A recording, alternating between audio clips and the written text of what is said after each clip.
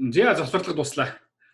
За бүгдээ чат өрөөндөө ороод ирэхлээрээ гоё брокерийнхаа очрыг бүгдээ нэг шийднэ заяа. Яг тэгэхээр бид нар би юу шүү дээ би судалж байгаа. Одоо бид нэг 9 сарын 2-ын хүртэл бид нарт бас зай байна шүү дээ. Энэ хугацаанд би надад аюул олон брокер байгаа. 5 6 брокер байгаа. Тэднэрүүдээс би судалж байгаа хамгийн spread багтай. За мөн бас жоохон тэ олон хүн илсэх юм бол нөгөө commission-ыг нь баг өгдөг тийм саналтай брокер байна уугүй тэрийг би судалж байгаа. Ер нь бол байна гэж бодож чинь. Тэгээд team broker дээр бүгдээрээ нийтээрээ данс нэгээд тэгээ явах юм бол одоо чинь яг миний харж байгаа ханшийн quote, price quote-ыг бас та нар харна те. За тэгээ яг би одоо эндээс short орлоо, long орлоо гэдээ ингээ явахад бол та нар бас яг адилхан брокер дээр байх юм бол адилхан үнээр явах учраас тэр нь хамаагүй дээр юм байна гэж ер нь бодоод байна. Тийм учраас нэгдүгээр надад TD Ameritrade байна. Манай Америкт байгаа хүмүүс эсвэл Европоос ч юм уу TD Ameritrade-ийн дансны чадж байгаа хүмүүс TD Ameritrade нэж. За ямар ч байсан чат өрөө эхлэхэд би таамарт байна шүү дээ те. Юуны IC Markets эсвэл Pepperstone эсвэл IG энэ гурван брокерийн аль нэгийг санал болгоно заяа. AvaTrade надад сүүлийн үед ерөөсөө таалагдахгүй байгаа. Намайг нэг удаа би Gold дээр long орсон байсан гэхгүй юу? Gold-ыг би бүр 1405 байхад нь long орсон байсан. 1405. Тэгээ би long ороод stop loss-о 1398 дээр тавьсан байсан гэхгүй юу? Би long ороод 1398 дээр stop loss-о тавьсан байсан чинь яасан 2 хоногийн дараа намайг 1400 дээр stop loss хийсэн байвал яах вэ? Тэгээ би бүр гайхаад эн чинь би өөрөө чинь нөгөө арилж байгаа дандаа тэмдэглэдэг учраас би бүр гайхаад эн чинь юу болж байгаа ингээд холбогдсон чинь өөдөөс та 1400 дээр stop loss тавьсан байх гэж солиорч байгаа. Тэгэхээр бид нар бол жоохон тийм stop loss явагддаг байх гэж одоо надад санагдсан. Stop loss хант хийдэм шиг санагдсан. Тэгээд би одоо жишээ нь тэгээд gold заяа хамгийн ачаалттай би 1400 дээр stop loss болоод маргааш нь яасан 1450 руу өссөн байхгүй. Би бол амар ашигтай ажиллах ёстой байсан арилжаа маань тэр муу одоо тийм хөгийн брокерс болоод одоо алдагдaltaй болоо гарцсан. Тийм учраас та нар AvaTrade-ийг бол аль болох одоо real дансаар бол бити хэрэглээрэй гэж залуустаас хэлмээр байна. Demo данс дээр бол яах вэ хэрэгжилж болно. Бид нар Pepperstone, IC Markets эсвэл IG энэ гурвын аль нэгээр явах болно. За яа залуусаа. AvaTrade хараа үддэг биш. Тэглээч хараа AvaTrade Монголд амар явагдаад энэ одоо жишээ нь тэр Монгол трейдер энэ ч юм уу тэд нар чинь дандаа нэг AvaTrade-ийг та нар refer хийгээд байгаа шүү дээ. Та нар нэгсэндөө өөрийнхөө доор оруулаад та нар арилжаа хийх болгоно, та нар алдагдал хүлээх болгоно тэр үнд чинь мөнгө орж ирээд байгаа байхгүй юу? Нэгсэндээ ашигын одоо revenue share бүр ашигын share гэж байдаг байхгүй. Тийм учраас тиймэрхүү брокерууд болоод өстой дими юм шиг. Би уг нь Ava дээр их удаан арилжаа хийсэн гайгүй юм шиг санагддаг байсан. Сүүл рүүгээ тэгээд новшроод байгаа шүү. Тийм учраас Ava бүгдээр ашиглаад дими юм байна ашиг шиг. Тийм болохоор бүгдээрээ Pepperstone юм уу, IC Markets юм уу эсвэл IG энэ гурван айл нэгийг ашиглан. За бүгдээрээ чат өрөө эхлэхээс өмнө ямар ч байсан би шийдэлт хүрчин алийг нь бүгдээр ашиглах уу гэдэгтэй. За үргэлжлээд. За одоо тэгээд юу гэдэг надад ашигтай байсан бол би бол AvaTrade-ээр та нар санал болгомоор байна. Гэхдээ үнэхээр надад одоо тэр брокероос ирэх нэг жоохон шан харамж бол үнэндээ сонирн биш. Би тэрийг чи өөрөө арилж байгаараа олчж байгаа. Тийм учраас надад бол сонирн биш учраас бүгдээрээ сайн брокер сонгоно заа юу.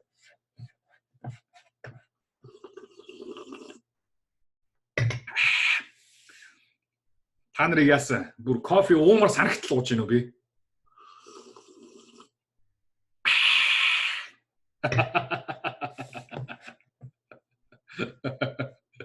Зя breakouts.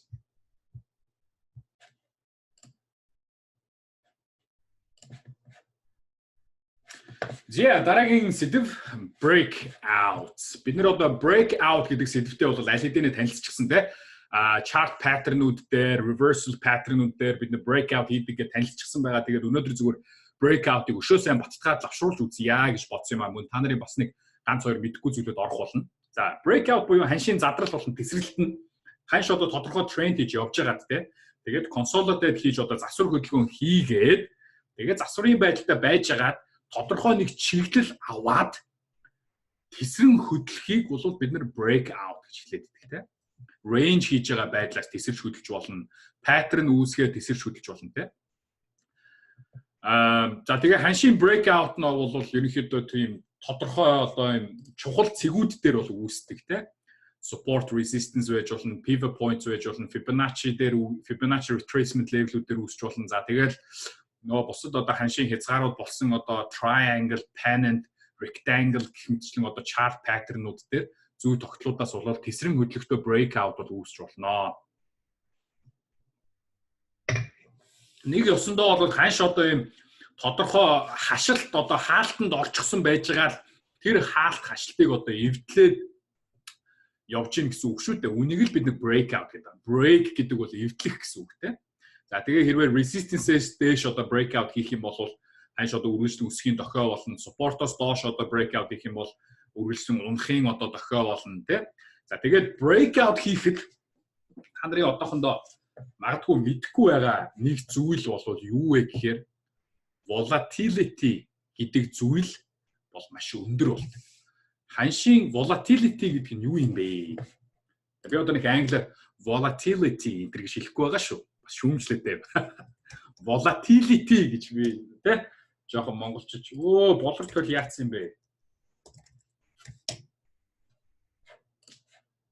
Хөөрхий. За яг volatility гэдэг нь юу гэсэн үг юм бэ гэхээр ерөөсөө ханшийн эрсдэл хөдөлгөөн савлгаа гэсэн үг.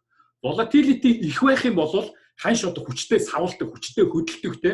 За мөн одоо бид нар одоо график дээр харах одоо candlestick лаанууд бол их том лаанууд гарч ирнэ гэсэн үг. Тэгэхээр ханш одоо богино хугацаанд хүчтэй төсрөл хөдөлгөөн хийх юм бол volatility буюу ханшийн хэлбэлзэл хөдөлгөөн болон эрсдэл их өндөр болдог болох нэ. Тэгэхээр яах нь вэ? Breakout хийгээд гарч ирээд буцаад бас маш яг тэр хэмжээгээр унахч боломж бас буцаад явчих тохиолдол боломж бол байна гэсэн үг шүү дээ. Тэгэхээр түүнийг бол volatility high байна гэдэг. Бид нар бол яг хувьцааны зах зээл дээр бол бид нар үүнийг volume гэдэг юм а хэмждэг л дээ. Volume гэдэг нь юу юм бэ гэхээр яг тухайн арилжааны цонхонд хэр их одоо арилжаа явагдсан гэдгийг бол заадаг. Тэгэхээр бид нар forex-ийн зах зээлд volume гэдэг зүйл байдаг. Volume гэдэг зүйлийг хэмжих боломжгүй. Ягаад гэхээр 24/5 арилждаг гэж бид нар мэднэ те.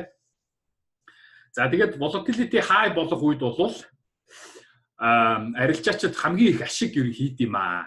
Volatility high болох үед бол хамгийн их ашиг хийд. Тэгээд энэ нь ч бас одоо олон одоо туршлагагүй шинээр эхэлж байгаа хүмүүсийг бол тэ өөртөө татаж шунлыг нь өдөөж хагаад тэгээ нөгөө туршлагагүй бөгөөд зөв арилжаа хийж чадахгүй хүмүүс чи хамаг мөнгөө volatility ихсэхэд алддаг хөхгүй. Савлгаан дунд алдчихдаг гэсэн үг тийм.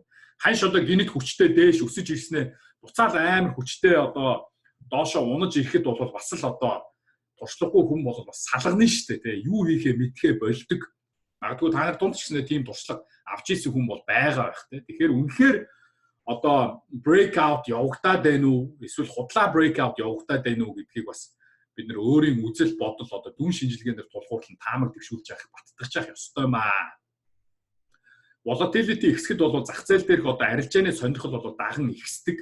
Одоо хүн болгол тухайн арилжаанд бол ормоор болдог. За тэгэл сүүл рүү бол нүдэн айнаал ерөөсөө нөгөө хонин сүргээ дагж байгаа, хушуурч дагж байгаа хураг лугаа адил ерөөсөө ингээл дагаж явсаар байгаа л алуулдаг хөхгүй. Тийм болохоор тийм байж болохгүй. Бид нэр өөрсдөө тусдаа independent дүн шинжилгээ хийж явах ёстой маа.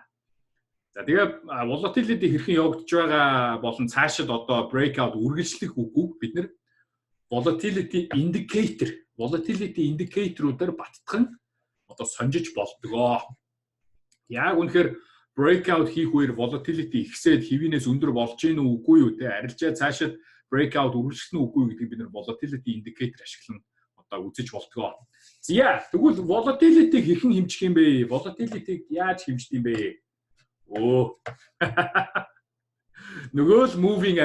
Нөгөө л moving average заяа. Та нар одоо намайг бүр moving average-д үнэ хайртай гарлаа гэж бодож байгаа. Тэгээд би өштэй та нар намайг магадгүй мэдэх байх. Би University of Washington Foster School of Business гэдэг одоо нэр хүндтэй маш сайхан сургуулийг бол санхүүгийн чиглэлээр сураад төгссөн. За суралцж явах явцдаа бол би бас нэг хувьцааны зах зээлийн одоо анализис дүн шинжилгээ хийхэд одоо туслах тийм анги авч ирсэн. Тэр бол хувьцааны зах зээл дээрх одоо applied mathematics гэдэг анги байсан. Тэр анги дээр манай нэг хөгшин профессор надад хэлжсэн л та. За мөнхчөн чи арилжаанд орох их сонирхолтой байгаа юм бол volatility гэдэг зүйлийг найзаа болгож чадсан хүн нь баяжд юм аа. If you could make volatility your friend, you could become very rich гэж надад хэлчихсэн байхгүй.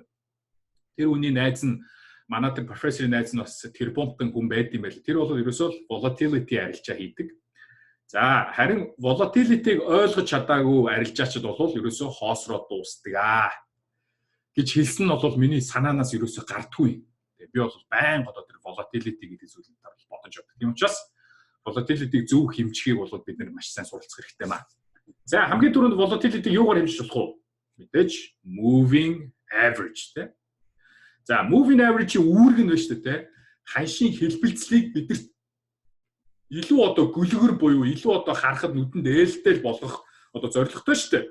Тэгэхээр хэрвээ одоо volatility high буюу ханшийн одоо цавлалт эрсдэл хөдөлгөөн өндөр байх юм бол мэдээж moving average бол огцом одоо огцом болно тий. А хэрвээ volatility low байх юм бол буюу одоо ханшийн эрсдэл хөдөлгөөн бага байх юм бол moving average нь илүү гүлгэр бөгөөд илүү налуу байх юм аа. За одоо энэ жишээг бүгдээр харж байна. Энэ зургийг харж байна. Энэ зурган дээр одоо яасан бэ? Ханш бол breakout хийх гээд бэлдэж явах үед бол volatility маш бага буюу эн чинь чиглэлгүй байна шүү дээ ханш. Volatility маш бага байхад яаж юм? Moving average-ууд нь хоорондоо ойртож ирсэн байна те. Хоорондоо маш ойрхон байна. За тэгээд яг breakout явагдсан чи яасан? Яг breakout явагдсан чинь ялангуяа 9 exponential moving average маш огцом дээшээ гэж хөдөлсөн байна. Тэгэхээр энэ бол volatility өндөр байна. Ханшийн эрсдэл өндөр байна гэдгийг бол зааж байна. Тэгэхээр breakout нь volatility өндөртэй гарч ирэх юм бол цаашид үргэлжлэх магадлал өндөр юм байна.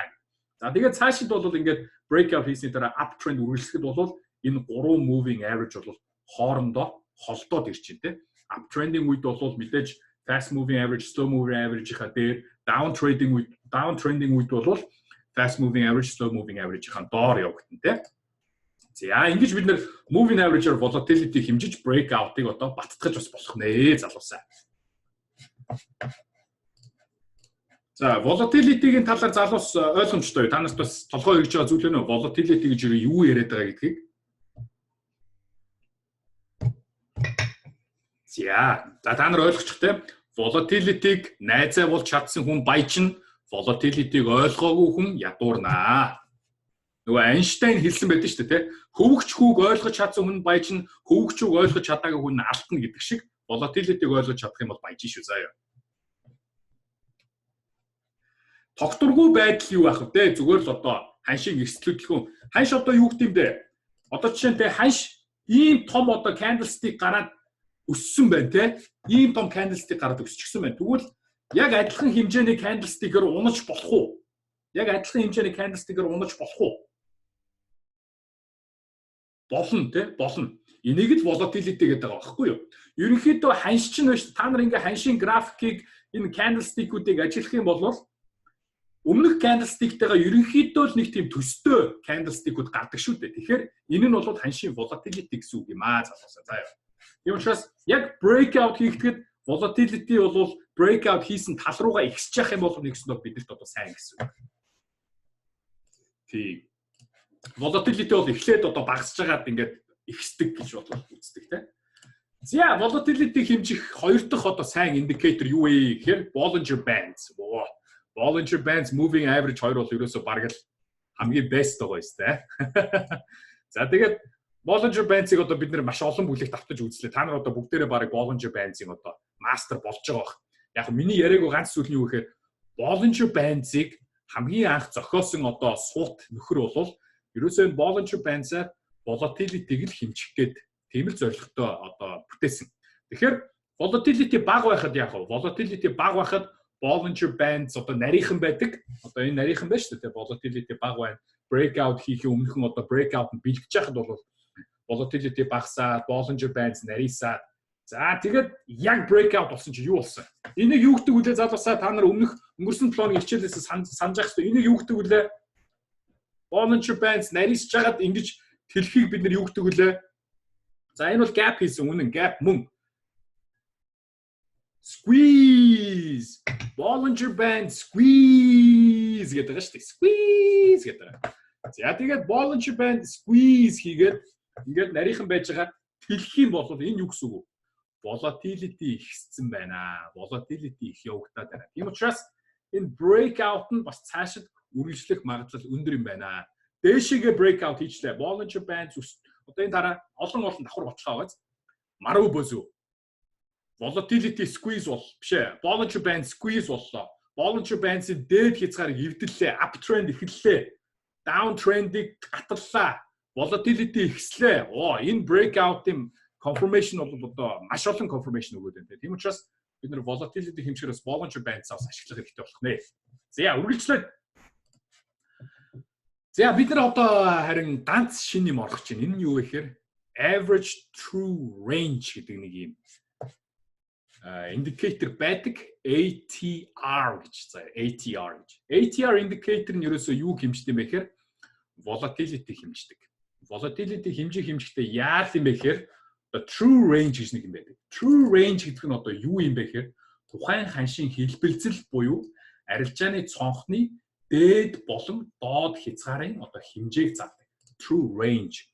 Range гэдэг үг чи юу гэсэн үг юм бэ гэхээр одоо энэ уртыг хэлдэг шүү дээ. Одоо 0-оос за одоо би та нараас асууя. Та нар range гэдэг зүйлийг ойлгож байна уу? За хасах нэгээс нэмэх 3 хүртэл явбал range нь хэд вэ? Хасах нэгээс нэмэх 3 хүртэл явбал range хэд вэ? 4 тий. Хасах 5-аас нэмэх 10 хүртэл явбал range хэд вэ? 15 тий. Зүйтэй.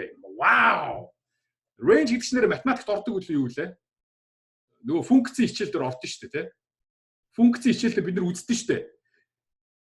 Одоо x-ийн хасах 3-аас x-ийн нэмэх 5 хүртэл явах юм бол нийт одоо энэ хязгаарын хэмжээ хэд вэ? 8 гэж үздэг тий. Тий үздэг. Бас нөгөө нэг derivatives энтергээ бид нар нөгөө дээд тоо үзэхэд чи энэ range-ос орж ирдэг байхгүй. Тий. За тэгэхээр range гэдэг нь тийм байдаг хүнэ. Тэгэхээр хувьцааны range гэдэг нь юу болох вэ? За хувьцааны range-ийг би та нараас асууя. За нэг $5 хувьцаа байлаа гэж бодъё те. Хамгийн доотлолтоо low point-то $3 хүрлээ. Хамгийн high-да $8 хүрлээ. Тэр хувьцааны range хэд вэ? Тэр 12 гээл буудаж өгч шүү. 12 гээ буудсан шүү. 12 гээл буудаал эхэллээ шүү. 8 за үгүй ээ 5. Яагаад вэ? Хамгийн доод цэг хэд вэ?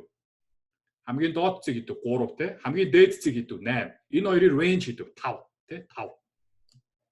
За тэгэхээр хувьцааны хэлбэлцэл болон хувьцааны үнэнд бас одоо хувьцаа ч юм уу те одоо gold, alт, S&P 500, евро, доллар, хослол гэдэг энэ бүх үнэт цааснууд чинь өдрөөрт нь бол range гэж зүйл байдаг. Тухайн одоо арилжааны цонхонд те энэ арилжааны цонх 4 цаг ч байж болно 5 минут ч байж болно нэгд өдөр ч байж болно те. За тэр range-ийг яаж олдсон бэ гэхээр ерөөсөө хаяас хасхан low. За тэгэнгүүтээ average true range гэхээр average хийн гэхээр энэ олон одоо X period те X үеүүдийн 14 үе ч бай 20 үе ч бай энэ үеүүдийн дунджийг бид нэр average true range гэдэг байна. За жишээ нь өчигдөр хувьцаагийн true range $3 байлаа гэж бодъё. Өнөөдөр хувьцаагийн true range $3 байлаа гэж бодъё. Өчигдөр өнөөдөр хоёрын average true range хэд болох вэ залуусаа? Өчигдөр өнөөдөр хоёрын average true range хэд болох вэ? 3 болно те. Яагаад гэвэл өчигдөр 3, өнөөдөр 3, дунд чинь 3. За тэгвэл өчигдөр true range 4 байлаа. Өнөөдөр true range 6 байлаа. Average true range нь хэд болох вэ? 5 тий? Яг зөв. Тэгэхээр average true range нь юуг заадаг юм гэхээр ерөөсөө өнгөрсөн хэдэн үеийн нийт true range-уудын дунджийг л заадаг байхгүй. Жишээ нь шүү дээ бид нар одоо нэг өдрийн чартн дээр ATR 20 гэж тохируулах юм бол сүүлийн 20 өдрийн өдөр бүрийн ханшийн хэлбэлцэл буюу true range-ийн дунджийг л одоо заана гэсэн үг. За мөн average true range тохиргоо нь ихэнхдээ 14 өдрөөр тавигдсан байдаг. За бүгдээрээ одоо харъя. Бүгдээрээ байна шүү дээ тий. Энэ хувьцаан дээр average true range-ийг бүгдээрээ одоо тавья.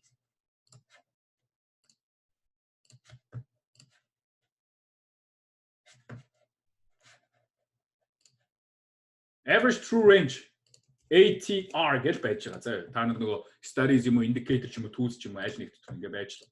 За ингэ ороход энэ бол ерөөсөө л амархан ганцхан зураас маш амархан indicator ганцхан зураас. Энэ юу хэлэх вэ? За одоо энд те average true range 287 гэж байна. Энэ нь юу гэсэн үг юм? Энэ хувьцаа сүүлийн одоо энэ ATR 14 гэж шүү дээ. ATR 14 гэж. Энэ юу гэсэн үг вэ гэхээр энэ хувьцаа маань сүүлийн 14 хоногт дунджаар 283 одоо долларын хэлбэлцэлтэй байжээ гэсэн үг. Хэлбэлцэлтэй байж гэсэн үг. Тэ? Энэ хувьцаа маань сүүлийн 14 хоногт 283 долларын хэлбэлцэлтэй байжээ. За тэгсэн энд юу болсон? Энэ хувьцаа маань сүүлийн 14 хоногт 4 долларын хэлбэлцэлтэй байжээ гэсэн үг. За энэ юу болсон бэ? Сүүлийн 14 хоногт 2.85 та хэлбэлцэлтэй байна гэсэн сүүлийн 14 хоногт 4 болчлоо. Энэ одоо юуг зааж ин залуусаа? Average true range өсчлөө. Энэ юуг зааж байна?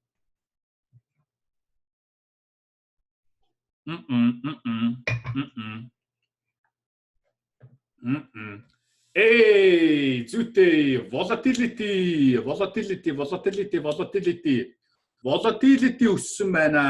Volatility X гэсэн байна шүү дээ. За тэгээ volatility X гэсэн байна. Энийгээ бид нар яаж одоо баттах вэ?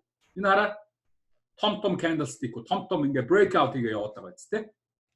Breakout хийгээ явчихна. За энд яасан? Энд яг нөгөө бид нар Bollinger Band-ыг squeeze хийгээд Bollinger Band-ыг дээшээ squeeze хийгээд энд breakout болоход яасан байх нь вэ? Average true range юу болсон бэ залуусаа? Average true range яасан байна? Өссөн байна тий. Тэгэхээр бид нар breakout арилжааг баттгахдаа яаж болох нь вэ? Бид нар breakout арилжааг баттгахдаа яаж болох нь вэ? Average true range өссөн үгүйг шалгах нь биш үү? Average true range өссөн байх юм бол volatility ихсэн байна. Энэ breakout цаашид үргэлжлэх магадлал нь өндөр байна гэж үзэх нь тий. За, average true range зөвхөн uptrend-ийн үед л ашиглагдах уу? Зөвхөн uptrend-ийн үед дээшээ заагаа downtrend-ийн үед доошоо заах уу? No. Average true range нь бол зүгээр л ханшийн хэдэн доллар хэлбэлцэж байгааг заах учраас ханшийн чиглэл бол заахгүй тийм. Тэгэхээр энэ одоо downtrend-ийн үед ч гэсэндээ хараа. Downtrend-ийн үед ч гэсэндээ дээшээ заажлаа байсан. Энэ ингээ downtrend доошоо унаад ирэхэд бол тийм ханш их том volatility нэгсээд ингээ унаж ирэхэд бол ATR өссөн байгаа шүү дээ. Тийм учраас бас энэ индикаторыг бол ашиглаж бид нар volatility-г хэмжиж болох нэ залуусаа. За ATR ойлгомжтой залуусаа. ATR гоё юу? Та нар одоо өнөөдөр бас нэг шинэ одоо юм юу үзлээ шүү дээ. Тий ойлгомжтой байх гэж найдаж байна. Би одоо сая их гоё жишээ аваад тайлбарлаа шүү дээ. За окей. За үргэлжлээд бид нар одоо breakout-ийн төрлүүдийг үзье те. Breakout-ийн төрлүүд үзье. За бид нар бол аль-хэдийн breakout-ийн төрлүүдийг бол мэдж байгаа. Бид нар яагаад тэгэхээр нөгөө chart pattern нэгд өдөр энэ 7 хоногийн нэгд өдөр 7 хоног эхлэхэд орсон хичээлээр бид нар breakout төрлүүдийг үзсэн шүү дээ. Тэгээд за ханш breakout хийн хөдөлгөтөө бол ерөөсөө л хоёрхан төрлийн үйлдэлийг л хийнэ. Тэ? Ямар хоёр үйлдэл байх вэ? Consolidation хийж агаад continue хийх буюу одоо өмнөх трендийг үргэлжлүүлж хөдлөх. За эсвэл reversal breakout буюу өмнөх трендing одоо эсрэг хөдлөх гэж тэ. За бүгдээр одоо continuation breakout-ийн талаар ярья. Continuation breakout нь юу болт юм бэ? За ханш тодорхой одоо тренд аваад чиглэл хөдөлгөөн хийгээд явж илаа. За тэгээ явж ирснаа ингээд consolidation period руу орчдгоо. Ерөөсөө нэг юм чиглэлгүй юм шиг эсвэл одоо энэ өмнөх ханшийн одоо эсрэг хөдөлгөөн юм шиг ханшид одоо ерөнхийдөө засвар хөдөлгөөнд орчоо гэсэн үг шүү дээ. Ханш амралтын байдалтай байгаа гэсэн үг тийм. Дараагийн хөдөлгөөнийг одоо шийдэж ядахдаа амралтын байдалтай байж агаад өмнөх трендing зүг breakout хийхийг бол бид нар continuation breakout гэж нэрлэдэг байдаг. Өмнөх тренд үргэлжлэнэ гэсэн үг. Яагаад нөгөө бидний үзсэн энэ одоо бидний нөгөө rectangle chart pattern шүү дээ. Rectangle breakout болсон байна. Бид нар wedge гэж мэднэ, pennant гэж мэднэ те зөндөө бид нар chart pattern үзсэн те continuation breakout хийх. Зя залуус маань надад хариулаарай. За энэ breakout хийхэд байна шүү дээ те. Би одоо энэ chart-ыг энд ингээд тавьчихаар танад харагдаж байна уу? Chart-ыг энд ингээд тавьчихаар танад харагдаж байна уу chart? Харагдахгүй нь уу? No, ямар сони. Өн чатыг тэгвэл юунд оруулж, скринд оруулж болдоггүй юм байна л да. Зөө. За яах вэ? За тэгвэл за энэ continuation breakout-ыг бид нэр юугаар баттгаж болох байсан бэ? За дөнгөж саяхан үтсэн 3 юм юу байх вэ? Хамгийн нэгдүгээрт юу? Moving average те moving average. За moving average. Хоёрдугаарт юу? Bollinger Band. Гуравдугаарт юу? ATR те average true index. За мөн юугаар өөр бас юугаар баттгаж болох вэ? Өөр зөндөө л юмар баттгаж болно. RSI, MACD те. За зүйтэй. За мөн бас энэ одоо support-оос задраад явж байгаа зөндөө олон одоо баталгаа байж болж байна. Тэгэхээр бид нар бол сайхан ийм олон баталгаатай арилжаанд орж явах хэрэгтэй юм аа. За мэдээж continuation breakout эсрэг бол reversal breakout. Reversal breakout нь юу болт юм бэ гэхээр ханш өмнөх трендээс одоо завсарлага аван зогсож түр зур одоо consolidate хийж хөдөлсөний дараа өмнөх трендing эсрэг шинэ трендийг одоо эхлүүлээд явчихдаг тийм. Нэгсэндээ иймэрхүү reversal breakout хийхэд та нар ингэж ойлгохоор та нар одоо шүү дээ тархиндаа ингэж ойлгочих. Reversal breakout явагдахад байна шүү дээ тийм. Зах зээл дээр ихэнх хүмүүс энэ өмнөх тренд чинь буруу байсан юм байна. Бид нар унах ёсгүй ээжээ. Хэрвээ одоо унсан бол тэ унах ёсгүй ээжээ. Бид нар чинь өсөх ёстой байсан юм байна штэ гэд тийм одоо market sentiment буюу зах зээлийн одоо төлөв байдал хүмүүсийн бодол өөрчлөгдөхөөр. За мөн одоо fundamentals буюу тэ ханшийн одоо суур үнэлгээнд өөрчлөлт орох. Одоо магадгүй том мэдээнүүд гарч болно тэ. Тэгэхэд бол reversal breakout-ууд бол зөндөө явагддаг юм шүү. Тийм учраас та нар ингэ ойлгочих. Reversal breakout нь өмнөх тренд буруутсан байсан байж тээ. Юу юм чинь? Бид нар одоо унана гэж бодсон чинь унахгүй л байсан юм байна. За өсөй доо гэд.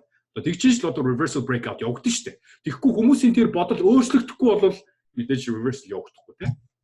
За тэгээ бид нар reversal breakout арилжаанд орохдоо бол хардаг нөгөө олон chart pattern-ууд байгаа тийм. Double bottom, head and shoulders, triple top, bottom, triangle гэх зөндөө reversal pattern-уудыг бол бид нар үзсэн. За энэ ямар pattern вэ залуусаа? Та нар энэ ямар pattern вэ? Ямар pattern вэ? Ascending triangle тийм. Өмнө нь бид нар ascending triangle үзэхдээ бид нар ascending triangle-ыг хаашаа задрахыг үзлээ. Та нар санаж байна уу? Ascending triangle бид нар хаашаа задрахыг үзсэн. Доошоо задрахыг үзсэн тийм доошоо задрахыг үзсэн. Одоо бол яаж чинь resistance гатлаа дээшээ задарч чинь тийм. Тэгэхээр бас энэ ascending triangle хаана үүсэж байна гэдгийг бас бид нар бас анхаарах хэрэгтэй. За тэгээд мөн ascending triangle бол хаашаач задарч болдог. Triangle бол хаашаас задарч болдог гэдгийг бид нар үзсэн шүү дээ тийм. Ascending descending ялгаа гэж байна. За ялгаагаа та нар одоо номоо уншаарай тийм. Нөгөө chart pattern нэгд өдөр хичээлээ давтаж үзээрэй. За мөн удахгүй бид нар одоо энд бас дахиад үзэх болно. Ascending triangle гэж ерөөсөө энэ доод цэгүүд өсөөд байна гэсэн үг шүү дээ. Descending triangle болохоор яг хөө дээд цэгүүд унаад байна гэсэн үг тийм. Энэ бол дээрээ resistance-тэй доороо одоо ингээд доод цэгүүд өсөж байгаа. Энийг бол ascending triangle гэнэ. За бид нар одоо шүү дээ тийм. Breakout-н дээр худлаа breakout-ууд их явагддаг. False breakouts. Яг л одоо манай Kyrie Irving crossover хийгээл нэг зүг рүү явж ирсэн нөгөө зүг рүү яваал ингээл хуурал одоо гардаг шиг тийм. Надад бол энд одоо айгүй гоё зураг байна. Энийг хараа. Stephen Curry бол ингэж гоё хуурч ирсэн байна. Би яаж яхад Stephen Curry-д нэг дуртаач биш болохоор тэгээд хотлаа тагуулсан шүү. За тэгээ яг л одоо тийм Lionel Messi бол ингээл 2-3 хамгаалагчид бол хуурал гараад ирдэг шүү дээ. Яг тэр шиг одоо биднийг бас ханш бол хуурах тохиолдол зөндөө гарнаа. Бид нар бол false breakout өртөх тохиолдол зөндөө гарнаа. Бид нар false breakout өртөж бас алдах тохиолдол зөндөө гарнаа.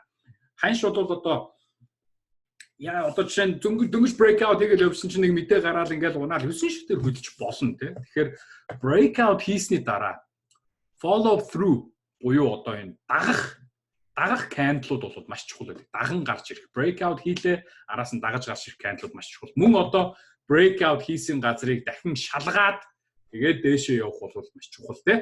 Дээшээ явах юм уу доошоо явах. Хэрвээ доошоо breakout хийсэн бол тийм учраас бид нэр бол худлаа breakout-нд өртөхгүй одоо ганц л одоо тийм эмэг гэх юм уу да бидний хийж чадах ганц л зүйл бол хүлээлт. Ханш breakout хийсний дараа бид нар одоо хүлээж байгаа тийм ханш бид нар бас нөгөө яаж breakout хийснийг бас анзаарах хэрэгтэй тийм танаас сурсан шүү дээ.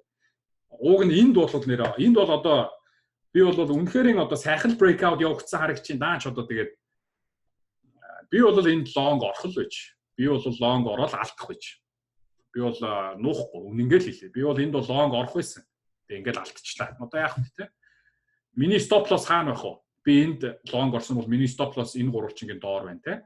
Тэгэхээр бас яг хөө бас нэг тийм амар бол алдаад байхгүй мэдээж stop loss-ыг тавьчихсан учраас.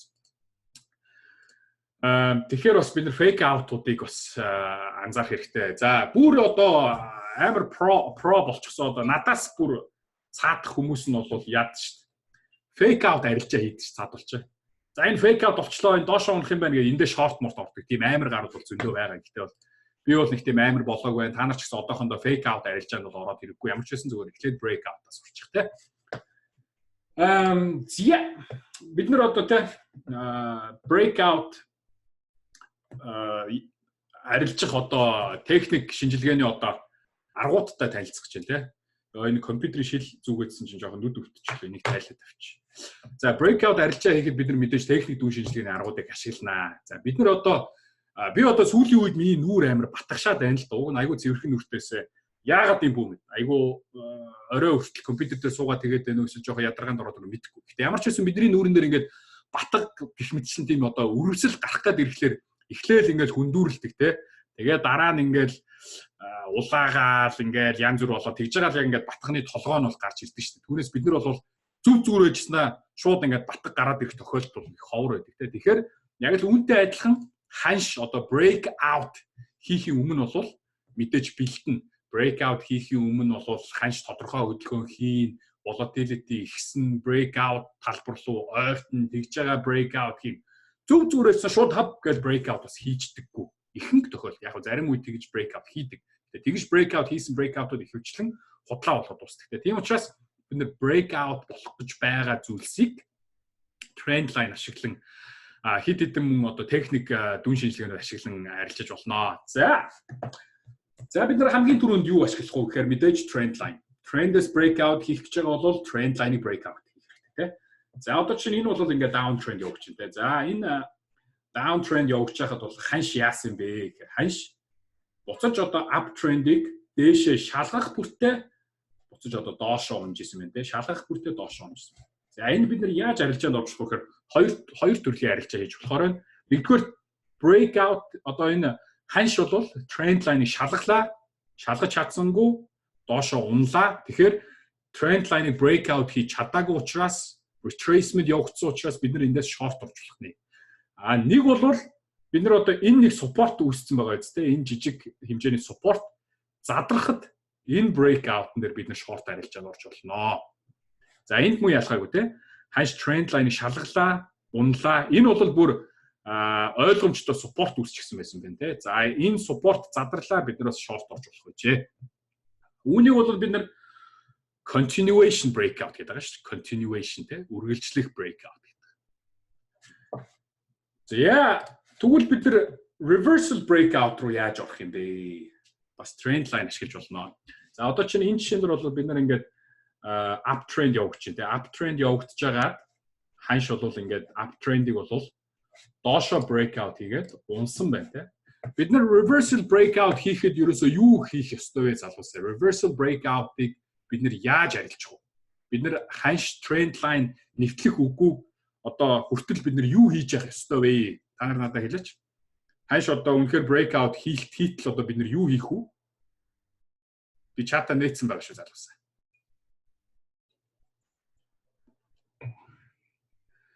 Хүлэн би чамайга хүлээ хүрэх алсаас ниснэ хүлэн те ерөөсөө л хүлэн хүлээгээл сууч. Breakout хийхдээ нь хүлэн. За breakout хийлээ бид нэр арилжаанд орж болно те. Breakout хийлээ бид нэр арилжаанд орж болно. За энэ бол одоо жишээ нь энэ uptrend breakout хийх юм бол бид нэр short арилжаанд ороод uptrend-ийн дээхэн stop loss тавина. Бид нэр яагаад одоо энэ breakout хийсэн одоо жишээ нь бид нар эндээ short орлоо гэж бодлоо л дээ. Тэгэхээр бид нар яагаад stop loss-ыг энд тавиад байгаа вэ? Яагаад stop loss-ыг бид нар яагаад тавьж байгаа вэ? Stop loss-ыг бид нар яагаад тавьж байгаа вэ? Залуусаа хариулаарай. Stop loss-ыг бид нар яагаад нэгдүгээрт fake breakout байж магадгүй те. Эрсдлээс бид нар өөрсдөө хамгаалж байгаа. Хоёрдугаарт бидний энэ арилжаанд орж байгаа шалтгаан юу вэ? Бидний арилжаанд орж байгаа шалтгаан нь юу юм бэ? арилжаанд орж байгаа шалтгаан юу юм бэ? Ашиг их бол мэдээж гэхдээ техник үүднээс бидний ашиг хийж байгаа биш арилжаанд орж байгаа шалтгаан юу юм? Техник үүднээс. Trend line эвдэрсэн шүү дээ. Trend line эвдэрсэн тий. Хэрвээ trend line эвдэрсэн маань худлаа болчвол бид нэр арилжаанд байгаал барай л ах уу? Бид нэр trend line эвдэрсэн маань худлаа болчвол арилжаанд байгаал ахгүй үстэй. Тийм учраас бид нэр stop loss-ыг одоо чинь энэ trend line эвдрээд breakout гэх юм бол stop loss-ыг trend line-ийнхаа дээр тавьж өгөх юм аа. Хүмүүс ингэдэг байхгүй хараа. Хүмүүс одоо ингээд breakout хийх short орон заяа. Short оронгуудаа stop loss тавихгүй. Тэгэнгүүтээ энэ нь өсөө явчихна. Тэгэнгүүт над руу мессеж ч эхэлдэг байхгүй. Мөнгөчөө би энэ short орсон чи энэ өсөө явчлаа. Би энийг буцаж унах байх гэж найдаж байна.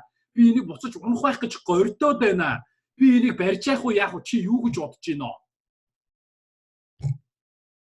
Би тэгж хэлдэг байхгүй. Чи гордож эхэлсэн болвол арилж байгаа зогсоо. Чиний анх арилжаанд орсон шалтгаан чи юу байсан юм? Тэг асуухаар ихэнх хүмүүс хариулж чаддаггүй байхгүй. Тэгэхээр арилжаанд орсон шалтгаан чинь худлаа болчих юм бол арилжаанаас гарч явах хэрэгтэй. Ерөөсөө л тийм алтан дүрмийг баримтлах хэрэгтэй. Trend line задарлаа гэдээ арилжаанд орсон бол trend line чинь буцаад задраагүй fake out ийг явах юм бол шууд арилжаанаас гар. Түүнээс за энэ тэгж байгаа дунчих болов энэ төр гэсэн тийм горьдлого ерөөсөө байж байна. Бид нэр магадлалын тоглоом тоглож байгаа учраас болохоос биш бид нэр горьдлогын тоглоом тоглоог шүү дээ. Бид нэр магадлал тоглож байгаа бид нэр горьдлого тоглоог үү те. Yeah. Trend line-ийн хувьд бол юм байна те.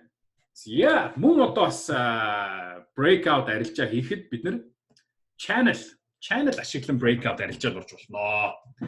Channel бол би дуртай гэдгийг та нар мэднэ те. Би бас их channel ашиглаж бол арилжаанд ордог. Та нар өмнө нь миний story-г үзчихсэн бол channel зурчихсан. Тэгээл channel-аас ингээд дээшээ доошоо хэлбэлцэхэд би арилжаанд ордог те.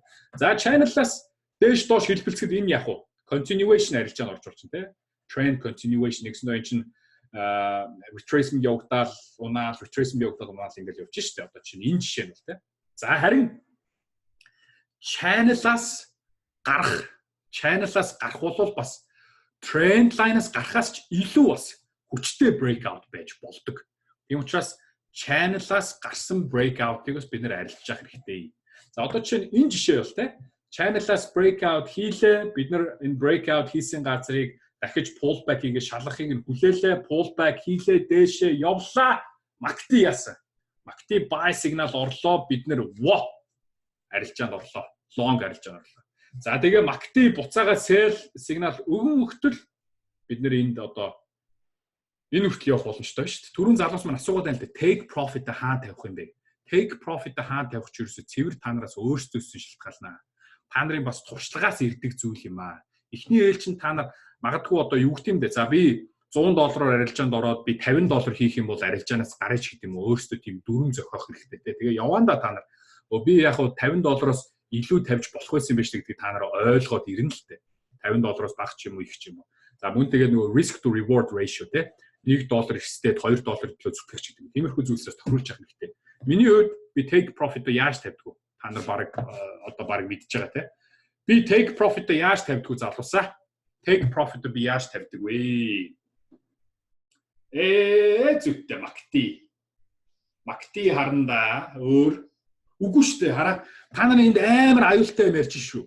Risk to reward ratio гинэ. Би хэрвээ шүү дээ те. Энд яг $1 эрсдэлд оруулчаад би заавал $3 хийндээгээ зүтгэж болохгүй шүү дээ. Яг анхны миний арилжаанд орсон шалтгаан тийм байж болно. Гэхдээ зах зээлийн нөхцөлөд өөрчлөлтөд унаад ирэх юм бол би нөгөө $3 хийх ёстой гэдээ барай суужиж болохгүй шүү дээ. Тэгэхээр та нар бас энийг жоохон буруу ойлгож айгүй аюултай юм ярьж шүү.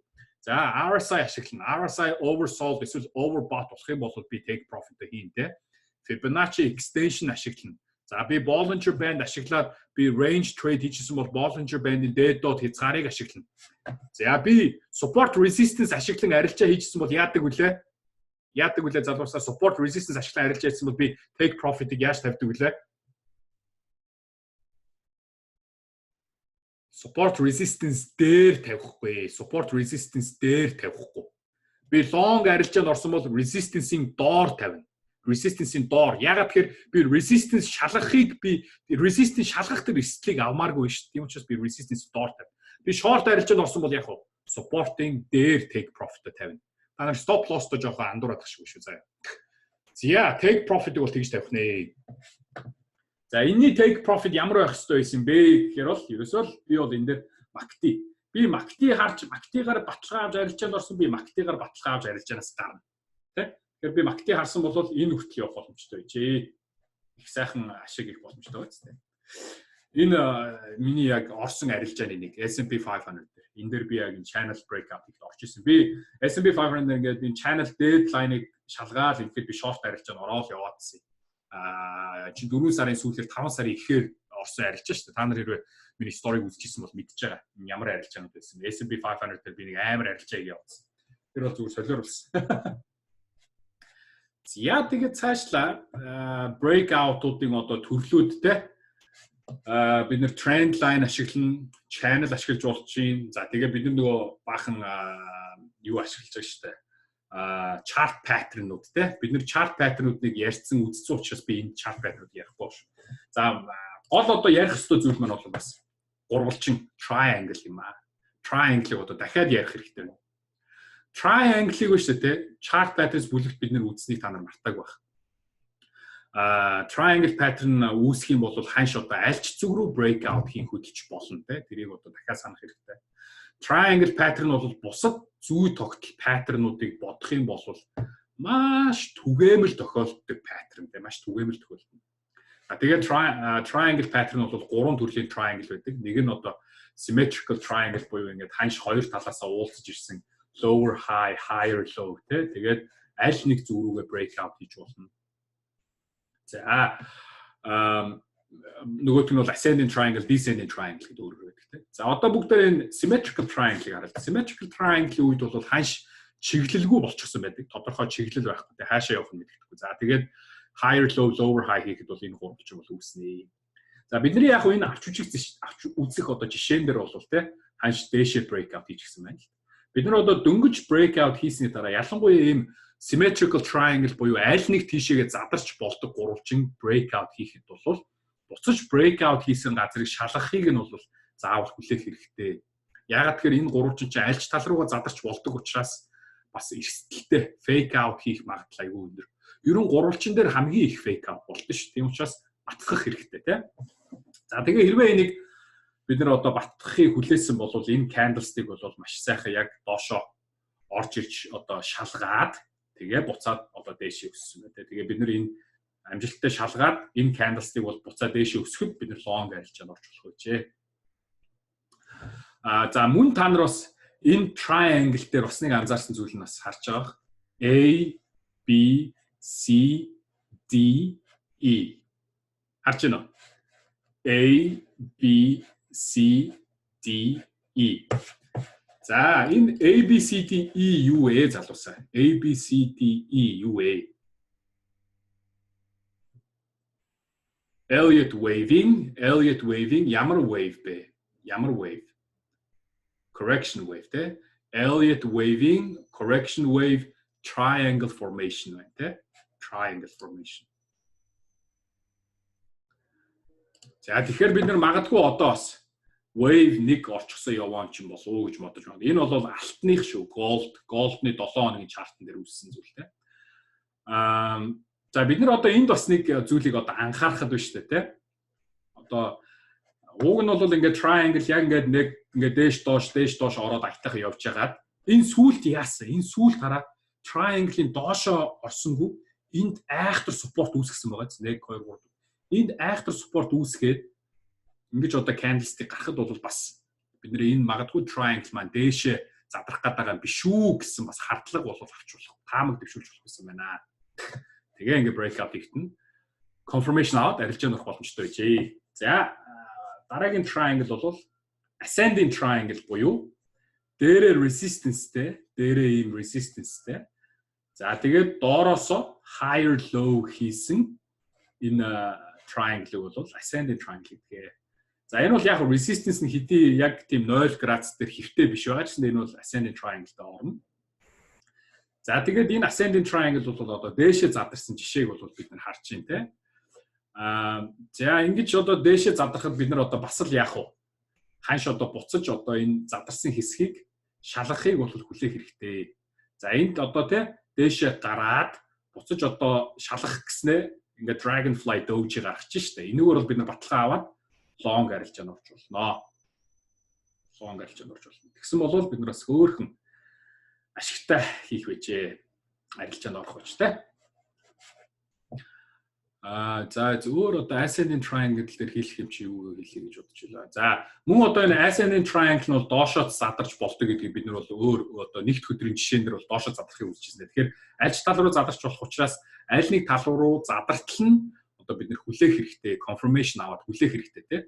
За бид нар одоо энд long арилжаанд орсон бол stop loss-ыг хаана тавих вэ залуусаа? Бид нар энд long арилжаанд орсон бол stop loss-ыг хаана тавих вэ? Stop loss-ыг хаана? Triangle-ийн доор тий доор тавина. За ингээд цаашаа явж байхад бол бид нэр stop loss-оо яах вэ? Жоохоо ингээд дээшээ авчиж байна. За ингээд ийшээ явчлаа гэж бодъё. Ийшээ явчлаа. Тэгэхэд stop loss-ыг бүгдээрээ хааш нь зөөж болох вэ? Ийшээ яваад өглөө гэж бодъё. Stop loss-ыг хаашаа зөөх вэ? Resistance-ийн доор. Resistance-ийн доор. Яагаад вэ? Яагаад бид нэр resistance-ийн доор stop loss авчрах вэ?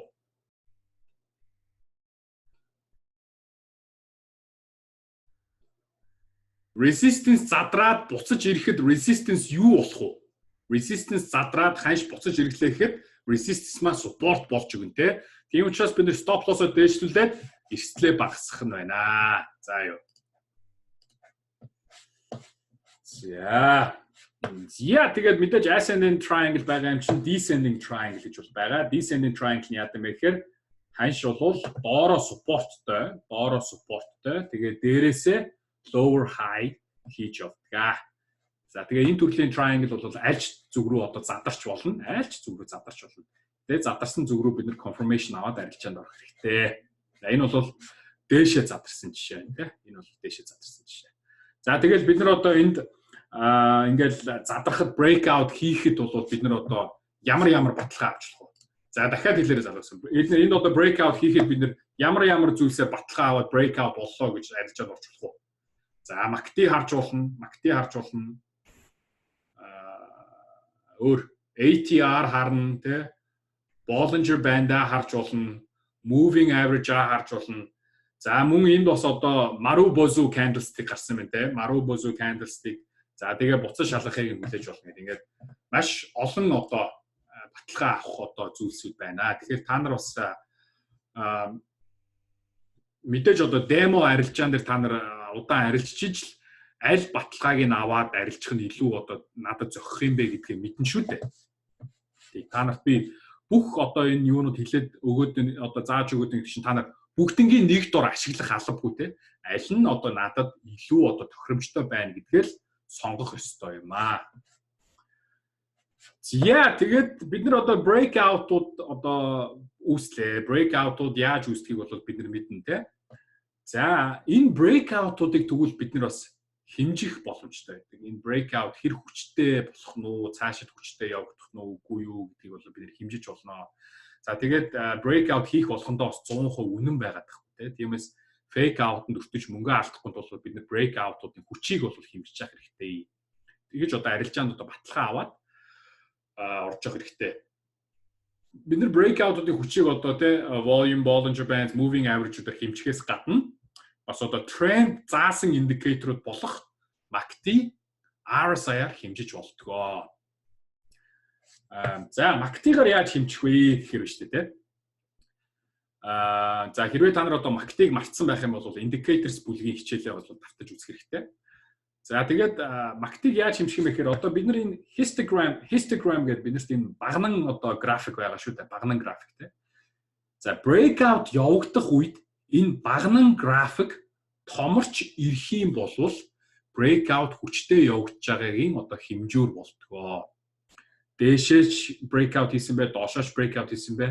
Энэ багнан график томорж эхлэх юм бол те. За одоо энд одоо чинь яг одоо ханш одоо энэ rectangle-аас доошоо breakout хийхэд MACD-ийн багнан график томорсон байна те. Үүнийг бол бас одоо valid breakout буюу зөв breakout явагдаж байна. Үнэн breakout явагдаж байна гэж үзэж болох нэ. За мөн breakout явагдахад яах вэ? Fast moving average, slow moving average хоёрын хооронд зай үүсэх ёстой. Энэ нь бас volatility ихснийг хэлж өгнө. Мөн breakout цаашид үргэлжлэхийг биднэрт confirmation болж өгнө. За ингээд breakout хийсэн чинь MACD маань сүйд дээж доошоо унахгүй, histogramч багасахгүй бол яах нь вэ? Энэ бол fake out байх магадлал өндөр байх нэ. Тийм учраас бид нар MACD-г харж ингэж бас одоо давхар confirmation авч болох юм аа. За мөн одоо дараагийн confirmation авч болох зүйл маань бол RSI, Relative Strength Index тийм RSI. За RSI нь бас л одоо бас нэг төрлийн одоо momentum indicator шүү дээ. Тэгээд RSI 70-аас дээш явах юм бол overbought, RSI одоо 30-аас доош явах юм бол oversold тийм. Тэгээд мөн RSI нь одоо дунд одоо зураас буюу 50 line дээр бол яаж 50 line-аас дээш байх юм бол bullish, доош байх юм бол bearish гэж заадаг. Та нараас RSI марцсан байх юм бол indicator бүлгийг ус үзэх хэрэгтэй. За залуусаасаа би асуулт асуумаар байна. Одоо хэрвээ байна шүү дээ тийм. Breakout дээшээ задарч илаа гэж бодъё л дээ. Дээшээ задарч илаа гэж бодъё. Тэгэхэд RSI аль хэдийн overbought болчихсон байвал бид нэр long арилжаанд орох уу? Би чата нэгчсэн байна шүү. No. Яагаад вэ? RSI аль хэдийн overbought болчихсон. Тэгээд дээшээ задрах юм бол бид нэр long арилжаанд орох. Бас өөр баталгааг харна те зүйтэй өөр баталгааг харна. Өөр баталгаанууд магадгүй одоо RSI ганцаараа overbought зааж байгаа ч гэсэндээ бусад баталгаанууд чи бүгдээрээ зөв зааж авах юм бол бас RSI тоохгүйгээр арилжаанд болж болдог те. Гэхдээ зөвхөн RSI-г авч үзлээ гэж бодоход ханш дээшээ задрахад breakout хийхэд overbought болцсон байх юм бол тэр арилжаанд орохгүй. Ягаад тэгэхээр тэр breakout цаашаа үргэлжлэх нөхцөл нь хараахан бүрдэж өгөөг байна. RSI аль хэдийн overbought болчихсон. Цаашаа явах тийм хангалттай зай байхгүй тийм учраас бид нэр RSI 70-аас одоо доош унахыг бол хүлээх хэрэгтэй болох нэ.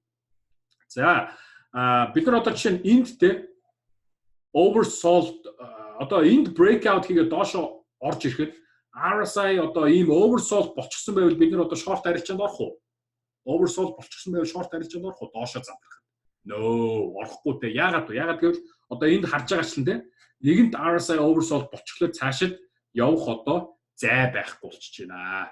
За унах газар байхгүй болчихж байна тийм учраас бид нар breakout хийж яхад RSI хаана байна гэдгээ бас бид нар харж явах хэрэгтэй маа.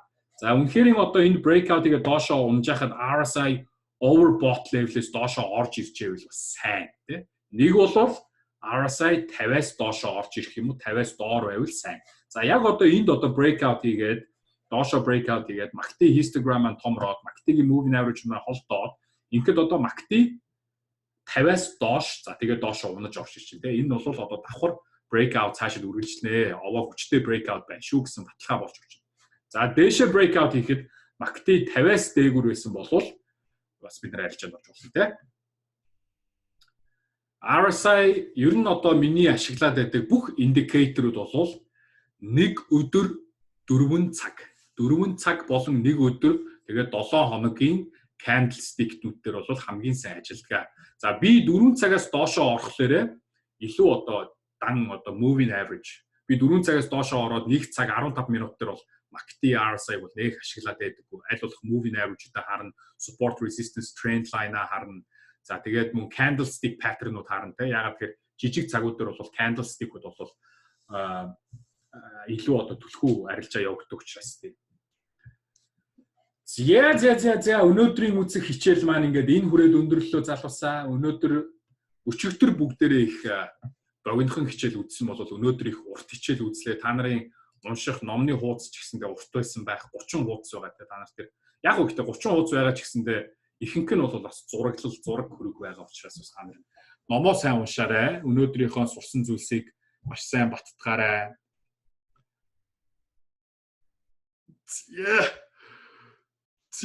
Асуулт хариултаа нэг харчих гэдэг. За энэ асуулт хариултыг би ингээд уулна дэлгэцэн дээр гаргаж тавиад байгаа. Та нарт харагдахгүй байна тийм. Сони. Та нарт одоо асуулт хариулт харагдаж байна уу? Би энэ share хийж байгаа дэлгэцэн дээр гаргаад тавьсан байгаа гэсэн сони юм байна. No. За би өөрөө одоо уншаал явах хэвээр. Одоо харагдахгүй байна уу? Асуулт хариулт харагдахгүй байна уу? No, за зүгээр уншаад явъё тэгвэл. Alt support зогчлоо ship үү. Яагаад заавал 9 exponential moving average юм бол доо гэж байна. За залуус юу гэж бодож байна? Та нар маань юу гэж бодож байна? Яагаад заавал 9 exponential moving average-ийг ашиглаад байгаа юм бэ гэж байна. Залуус маань юу гэж бодож байна?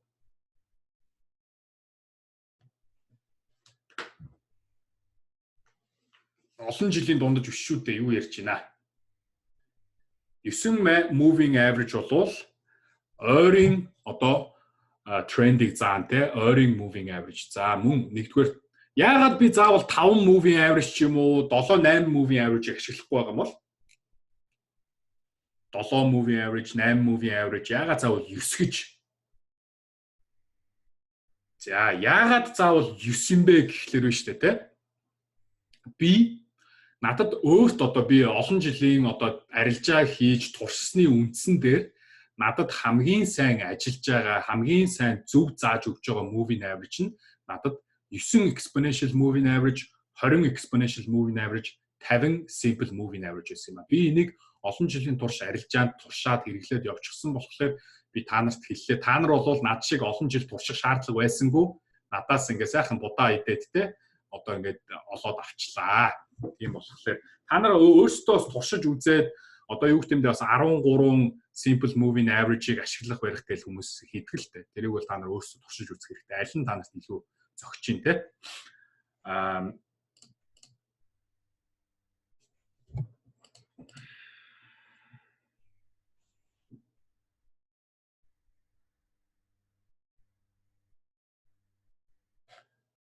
За евро доллар урт хугацааны тренд line-ыг break болоод өсөх гээд байдаг. Гэтэл хүмүүс market sentiment bearish байгаад за яг би евро долларын талаар бүгдээрээ хангалттай ярьсан тийм. Та нар бол одоо нөгөө stochastic Bollinger Band энэ төр ашиглаад нэг богино хугацааны арилжаанд орж болохоор харагдчихсан. Урт хугацаанд бол евро доллар унаж яваа тийм. Би яг урт хугацааны тренд mid урт хугацааны тренд ажиглал анхаар гэж байгаа болохоос заавал урт хугацааны тренд уналттай байлаа гэж та нар зөвхөн уналттай тренд арилжаанаас ор гэж бол хэлээгүй шүү дээ. Ямар ч байсан тэр урт хугацааны тренд дээр хүрээд ирчихсэн байгаа үед бол болгоомжтой байх хэрэгтэй тийм. Ripple гэж юу юм бэ? За та нар миний story харсан бол би Ripple худалдаж авлаа гэдэг. Ripple гэдэг маань бол cryptocurrency юм аа. Ripple гэдэг маань cryptocurrency. Ripple гэдэг бол ерөнхийдөө ирээдүйд одоо жишээ нь та нартай Америкаас одоо Монгол руу мөнгө шилжүүлэх гэхээр ч айгүй асуудалтай байдсан шүү дээ. Заавал wire transfer хийн барина гэлтэй. Ripple бол бид нэр Ripple-тэй байсан бол шууд би Ripple-ийг та нар руу Ripple явуулах юм бол хэдхэн минутын дотор орох боломжтой тийм cryptocurrency юм аа. Тэгээ би одоо Ripple-ийн үнэлгээ бол ирээдүйд өндөр болно гэж итгэж үнэмшиж байгаа 30 цент бол хямдхан байна гэж бодож байгаа учраас би худалдаж аваад байгаа юм. За миний зорилго бол нэг 300 мянган Ripple-тэй болох зорилготой. Тэгэхээр би нэг 90 мянган доллараар нийт одоо Ripple худалдаж авнаа гэсэн үг. Ripple худалдаж аваад би энэ Ripple-ийг бол нэг 3-аас 5 жил урт хугацаанд барих зорилготой. За тэгээ 5 жилийн дараа Ripple хэрвээ $5 болчих юм бол миний нөгөө 300 мянган Ripple чи яах вэ? 1.5 сая доллар болно шүү дээ. Тийм зорилготой юм аа.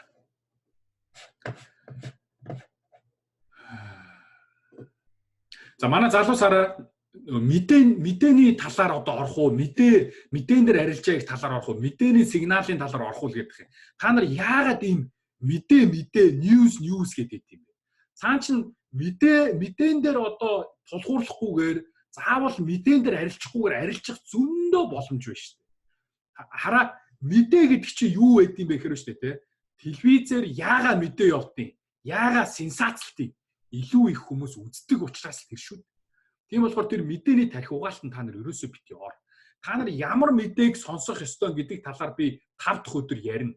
Одоо маргааш шүү дээ. Fundamental analysis дээр ярина. Та нар ямар мэдээг сонсох ёстой гэхээр ерөөсөө зөвхөн тоо баримт. Европын төв банкнаас ямар тоо баримт гаргав? Ажилгүйдлийн түвшин яав? Инфляцийн түвшин яасан бэ? Эдийн засгийн өсөлт хэдэн %? Тэ? Gross domestic product хэд вэ? American jobless claim хэд вэ? Ажилгүйдлийн одоо түвшин хэд вэ гэдэг. Тиймэрхүү юм анхаарлаа хандуул. Түүнээс бусад мэдэн дээр бол та нар анхаарлаа хандуулах шаардлага байхгүй заа юу. Бити бас хитрхи ингээд мэдээ гэдэг. Надаас эртээдээс хойш та нар ингээд мэдэн дээр арилжаа хийх гэл ингээд гэх юм те. Яг мэдэн дээр арилжаа хийж болно. Гэтэ энэ чинь мдэггүйгээр арилжаа их зөндөө боломж шүү. За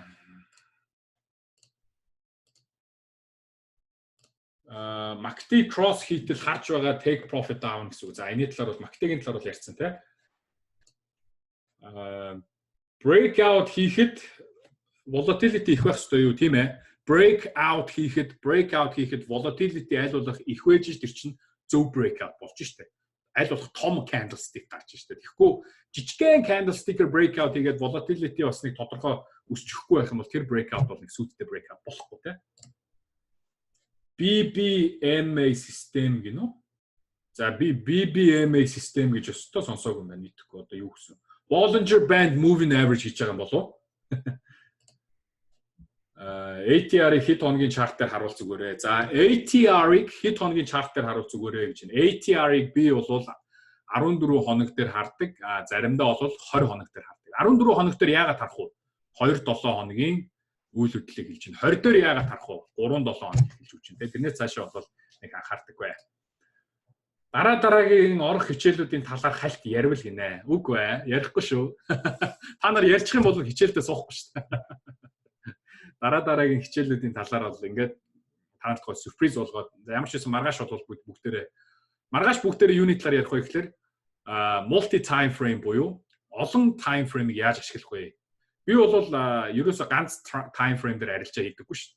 Надад 4 цаг байдаг, 1 цаг байдаг, 7 хоногийг хардаг. За тэгээд 1 цаг 30 минут бүр 15 минут гээд хараад явдаг. Тэгэхээр тийм олон time frame-ыг яаж ашиглаж арилжаа норох вэ гэдэг талаар маргааш бол ярина. Хэдүүлээ demo аккаунтаараа ганц арилжаа хийвэл яасан бэ гэж байна. За demo аккаунтаар арилжаа хийх чинь юун дээр болох вэ? Demo аккаунтаар арилжаа хийх одоо дадлагжих хүлээгч юун дээр болох вэ залуусаа? Чат өрөө те, чат өрөө. Чат өрөөнд бид нар яах гэж чат өрөөнд орох юм? Арилжаа хийх гэж орно шүү дээ. Сурсан юмаа бацдах гэж те. Тийм учраас demo аккаунтны арилжааг бид нар чат өрөөнд хийх болно. За тэгээд demo аккаунтны арилжаагаа улам сайн хийгээд яваадах юм та нар жинхэнэ аккаунт руу шилжих юм бол бүгдээрээ жинхэнэ арилжаанд ордог болно чат өрөөндөө. За юу. Чат өрөөний гол зорилго ерөөсөө юу юм бэ гэхээр та нар ганцаараа дүн шинжилгээ хийгээд өөртөө итгэлгүй байж болно те. Энэ үнэн худлааг нь мэдэхгүй байж болно.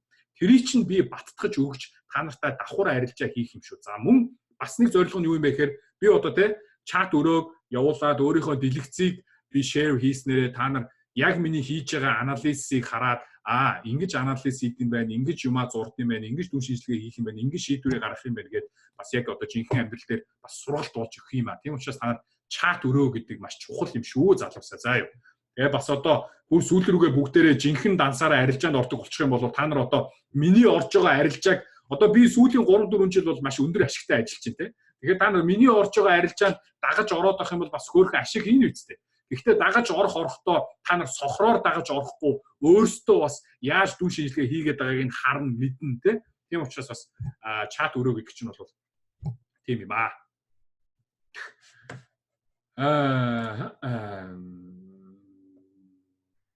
За тэмдэглэгээ хөтлөх tips өгөөч гэж байна. За тэмдэглэгээ хөтлөх буюу trading journal, арилжааны журналын талаар дараа 7 хоногт орон зай та нар төвчээртэй хишээ хүлээж аваа.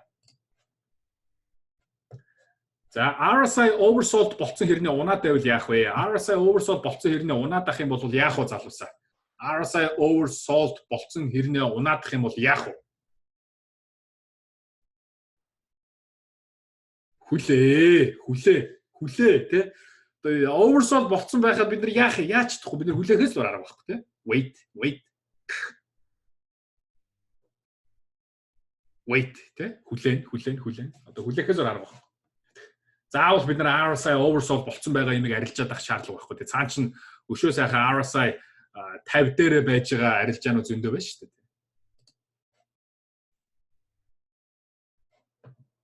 Өнгөрсөн чартер яаж арилжаа хийж дадлага хийх вэ гинөө? Нөгөө chart stimulation гэх. За тэрний талаар би тэрийг бол нэг сонирхдаг. Аль болох жинхэнэ юун дээр та нар яагаад одоо жишээ нь шүү дээ нэг ийм асууж ил та.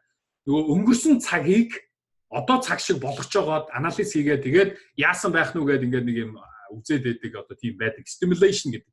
Та нар тэрийг хийж болно гэхдээ надад бол тэр таалагдгүй. Яагаад тэгэхээр яг нөгөө энд би орох хэрэгтэй байсан мэн гингүүтээ ороод тэгээ өөрөө өөрийгөө зөвтгөөд явааддаг. Тэр бол тэгэхээр бас миний л хувьд бол надад дэмий санагддаг. Ягаад тэгэхээр хүн өнгөрсөн одоо ханшийн одоо түүхийг хараад би энд орох байсан байна, энд гарах байсан байна гэдээ ингээд явах бол нэг өөр, эсвэл жинхэнэ одоо зах зээл дээр арилжаа хийх хоёр бол нэг өөр шүү дээ, тэ.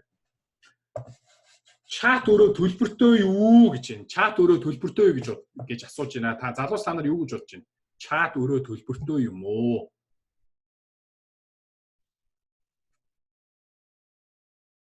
Юу 300 вэ? Та нар ч өө $300 төлөх гээд байгаа юм бол авъя хөөе. Өө ямар гоё $300 гэж байна. Надад тэр сарын $300 төлөх гээд байгаа хүн төлөөрэй. Болж шүү. За, чат өрөөний маань хувьд бол ийм те. Та нарын энэ нөгөө нэг $300 сургалтын дотор чинь чат өрөөний эхний 1 сар бол багтчихсан байгаа. Эхний 1 сар. Тэрнээс цаашаа та нар өөрсдөө одоо чат өрөөндөө удаан байгаад өшөө сайн дадлагчаа, за магадгүй бүр жинхэнэ мөнгөөр арилжаанд ордог болъё гэх юм бол чат өрөө маань сарын $100 төлбөртэй юм шүү залуусаа. Чат өрөө маань сарын $100 төлбөртэй. Би яагаад төлбөр авч байгаа танараас? Би яагаад төлбөр авч байгаа залуусаа? Танараас би яагаад сарын $100 төлбөр авч байгаа?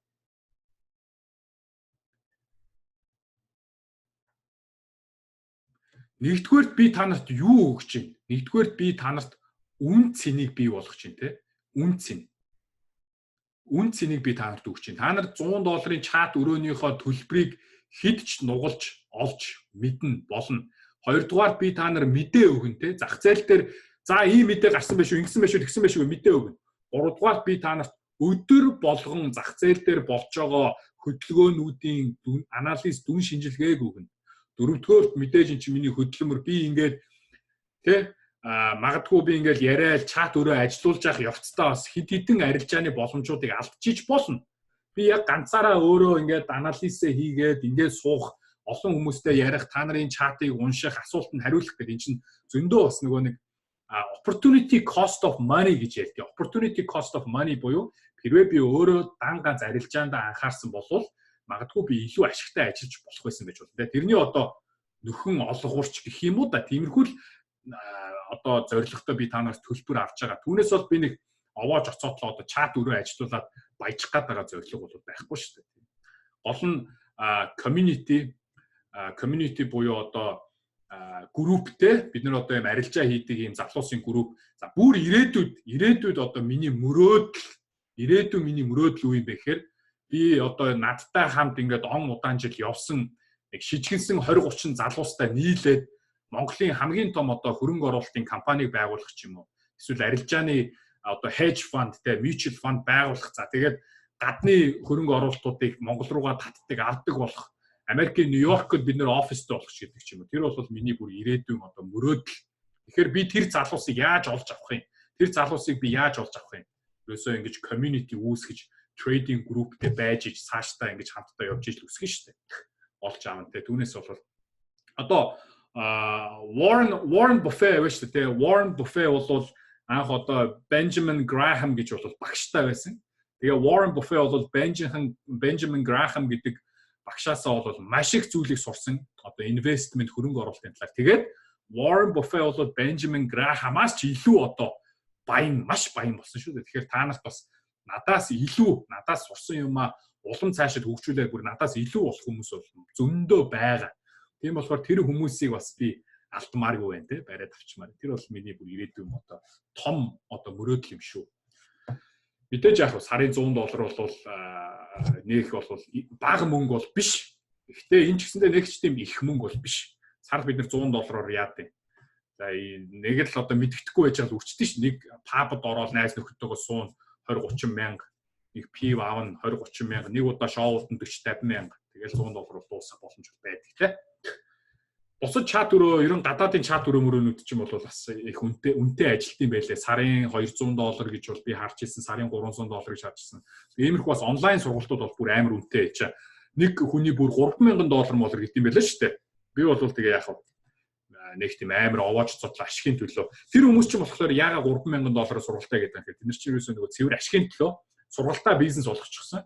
Сургалтаасаа бүх нөгөө ашигаа олох зорилготой тийм. Миний хувьд болохоор сургалт гэхээсээ илүү би арилжаанаас хамаг ашигаа олдог болохоор төлбөр бас гайгүй хямдхан байна даа. За. Өнөөдрийн хувьд ийм байх залуусаа та нарынхаа асуултанд хангалттай хариулж чадсан байх гэж бодож байна. Өнөөдрийнхөө сургалтыг ингээд энэ хүрээд өндөрлөе. Өнөөдөр та бүхэн маань хэрэгтэй сайхан зүйл сурсан байхаа гэж бодож байна. За, алуу. Make some noise. Би нэг Instagram story хийгээд та нар нэг сайхан make some noise заяа. За, 1 2 3 гэхээр 1 2 3 гэхээр make some noise за. За, 1 2 3. Ай.